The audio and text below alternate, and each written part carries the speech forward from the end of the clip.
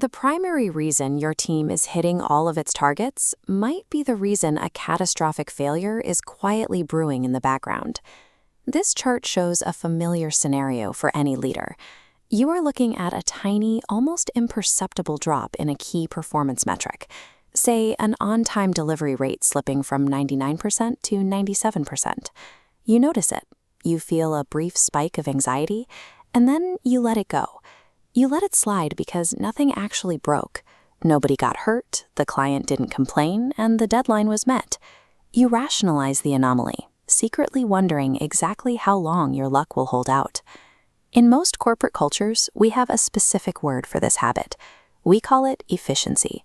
We actively reward our teams for finding clever workarounds that save time, cut costs, or skip redundant safety checks. Organizations frequently confuse luck with safety.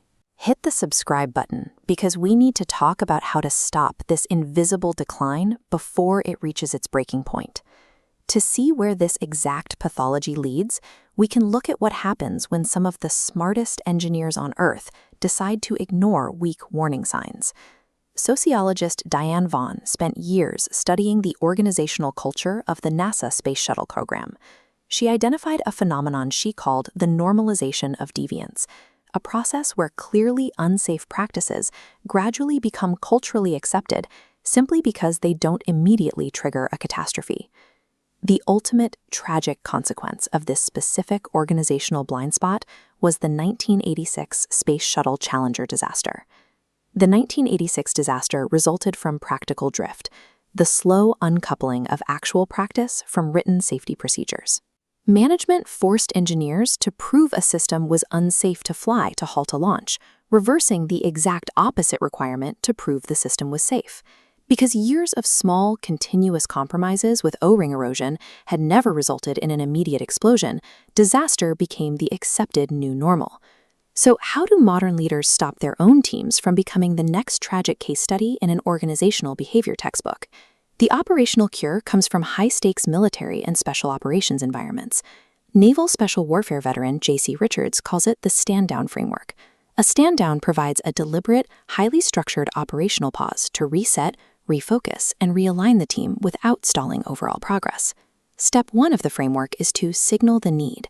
This requires leaders to actively hunt for those weak signals we discussed earlier, the slowly slipping metrics and the accepted daily workarounds that everyone ignores. Step 2 is team alignment. You have to anchor your team on the actual behaviors required to survive your current environment, not just the aspirational core values printed on lobby posters. Step 3 is decode and discuss. Here you surface systemic problems without assigning blame. Finger-pointing only looks backward. Solutions look forward. To do this, you must change your communication tactics. Stop asking platitude-inducing questions like, "How are things going?" Instead, ask your frontline workers, where is friction showing up right now? This question reveals the actual operational intelligence hidden at the front line. Executing a successful stand-down requires radical collaboration. Pause the video and share this framework with the smartest person on your team, because you are going to need them to pull this off. We need to issue a stark warning here. The most dangerous part of fixing a deep organizational problem is the psychological illusion that it stays fixed permanently. That brings us to the final roadmap phases of the framework: Operation Reset, Work the Plan, and Normalize. This matrix shows exactly how you prevent a relapse. You must install clear, trackable metrics, like a pure accountability grid, that act as automated tripwires. When a baseline standard drops, you get an immediate visual warning, turning red before the deviation can normalize. The golden rule of this new baseline is strict but flexible. You must execute your plan with unyielding discipline, but you have to adjust it with intelligence the moment real-world variables change. Ultimately, this demands a defining choice from leadership. Ask yourself, are you just extracting value from your people for today, or are you actually developing them for tomorrow? Recognizing the pathology of drift is only half the battle. But what happens when the person actively causing the organizational drift is the exact same person signing the paychecks? We'll tackle that next time. Thanks for watching.